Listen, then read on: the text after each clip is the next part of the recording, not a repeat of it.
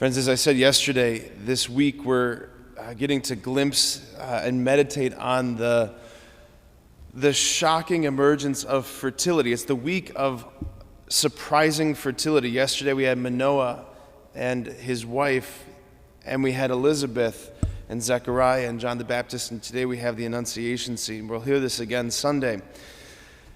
Here's where I want to start this morning. That I've shared this before, but it bears repeating, that the stunning proposal that's at the heart of the gospel is that there is a stunning proposal at the heart of the gospel. Like the shocking, too good to be true, wild proposal that's being held out to us in the gospel is that God desires to approach every human heart just in a similar way as he did to Our Lady, to bend the knee and say, like, begging really, will you let me in? Will you let me share life with you now into eternity, right? The desire in God's heart is to be espoused to each and every human soul, to unite his nature to our nature. He's asking, will you let me come so close? Will you let me nestle into the folds and the intricacies of your life?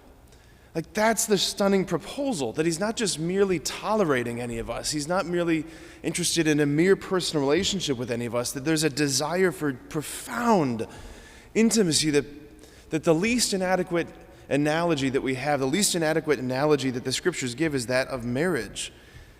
He wants something like a marriage. And today with these readings, what we see is like the beginning, the sort of unfolding of this drama. We see in Mary, in the Annunciation, the prototype of what will unfold for every baptized person, for every baptized soul. That what we see is the bridegroom. We contemplate the bridegroom coming to his bride-to-be, and he's asking simply to be let in. To be let in, asking for her permission, asking for her yes. You know, in the middle of the Bible, you find the Song of Songs. Pope Benedict, he said that the Song of Songs, he says it expresses the essence of biblical faith. And the Song of Songs, it's the only book in the entire Bible that doesn't actually mention God's name. There's more commentaries written on the Song of Songs than any other book in the whole Bible. St. Bernard of Clairvaux, who his reading is today in the morning, it appears in the Office of Readings this morning. But St. Bernard of Clairvaux basically did two things. He established monasteries and he wrote commentaries on the Song of Songs. So many commentaries on the Song of Songs. In the Song of Songs, you have this dramatic love poetry, this longing, this passion between a bridegroom and a bride. And what you hear is the bridegroom coming to the bride in the middle of the night, knocking on her door, and he's saying, "Open to me, my sister, my bride, open to me. My head is drenched with dew, with the dampness of the night." He's begging her to open to him. Pope Benedict, he commented on, remember that scene in the gospel where Jesus heals the deaf and mute man, where he spits on the ground and groans and touches his tongue and says, "Ephatha," right? That is, be opened. Pope Benedict said, in that one word, it summarizes the entirety of Jesus' mission. He's coming to his bride and begging her, be opened to me, be open to me, open to me. This is what the Lord is doing in the Annunciation. He's coming to her, knocking on the door of her heart, saying, "Open to me, my sister, my bride, open to me, open to me."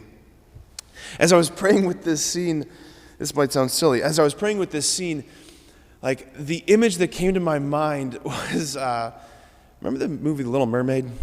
Anybody? I know that seems out of left field. Are you with me? Little Mermaid, raise your hand. Okay, good, all right.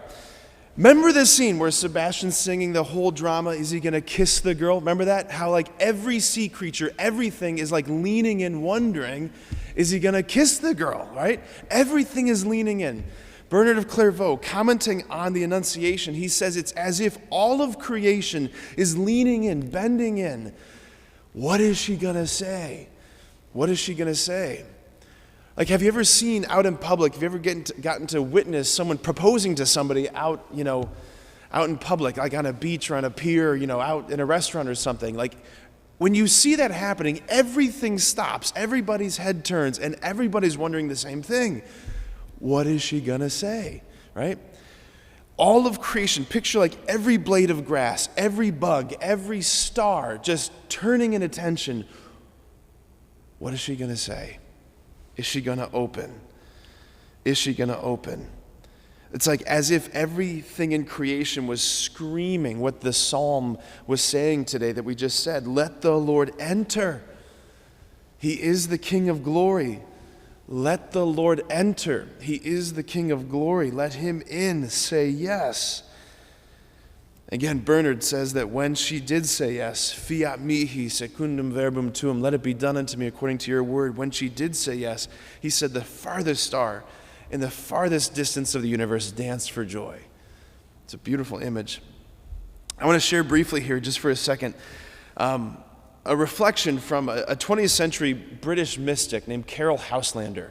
I know some women in the parish are doing an Advent book study on her classic. It's called The Reed of God, and it is exquisite. This comes from The Reed of God. She wrote that, by the way, in the London Underground during the bombings of London during the Second World War, which is pretty extraordinary. Okay, this is what she says. The whole thing, meaning the incarnation, was to happen secretly. There was to be no announcement. The psalmist had hymned Christ's coming on harps of gold. The prophets had foretold it with burning tongues, but now the loudest telling of his presence on earth was to be the heartbeat within the heartbeat of a child. It was to be a secret.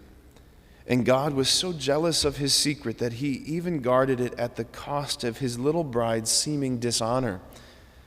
This proved that God knew Our Lady's trust in him was absolutely without limit. She was to give him her body and soul unconditionally, and what in this new light would have seemed absurdly trivial to anyone but the child bride of wisdom, she was to give him her daily life. She was not even asked to live it alone with this God who was her own being and whose being was to be hers. No, he asked for her ordinary life shared with Joseph. She was not to neglect her simple human tenderness, her love for an earthly man, because God was her unborn child. On the contrary, the hands and feet, the heart, the waking, sleeping, and eating that were forming Christ were to form him in service to Joseph.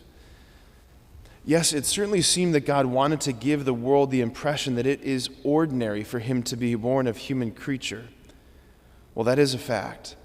God did mean it to be the ordinary thing, for it is his will that Christ shall be born in every human being's life, and not, as a rule, through extraordinary things, but through the ordinary daily life and the human love that people give to one another. Our Lady said yes. She said yes for us all. It was as if the human race were a little dark house without light or air, locked and latched. The wind of the Spirit had beaten on the door, rattled the windows, tapped on the dark glass with the tiny hands of flowers, flung golden seed against it even, in the hours of storm lashed it with the boughs of a great tree, the prophecy of the cross. And yet the Spirit was outside. But one day, a girl opened the door, and the little house was swept pure and sweet by the wind. Seas of light swept through it, and the light remained in it. And in that little house, a child was born, and the child was God. Our Lady said yes for the human race. Amen.